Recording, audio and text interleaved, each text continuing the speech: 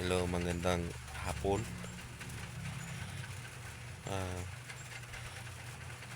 Dito ako ngayon sa bahay namin kasi yung papa ko nadisgrasya sa motor. Yun talaga ang aming gulo sa isip namin kasi masyadong lala yung pagdisgrasya ng papa ko. Sana naman mga kung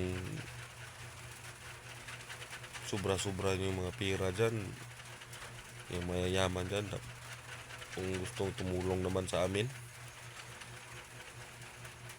Dito ako sa bahay ngayon.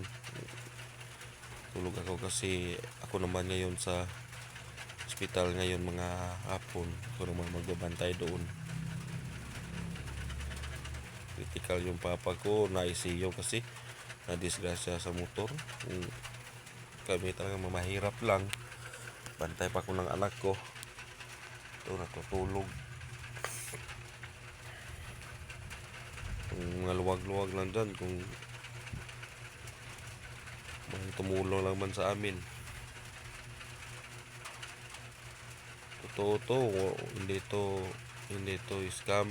Totoo talaga to. Na-disgrasya yung papa ko.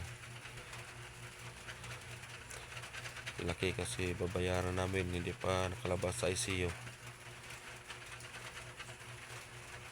Kung may gusto man dyan, tumulong lang man kahit kaunti lang sa inyong lahat, yung mga vlogger dyan. Kung meron lang man kayong matulong, tulungan mo naman kami. Mahirap lang kami. Kung luwag-luwag lang sa inyo, gusto lang tumulong, kahit magkano lang tatanggapin namin. Yung anak ko natulog pa, so balik naman ako maya hapon doon sa ospital. Hirap talaga ng buhay basta mahirap, walang tumulong.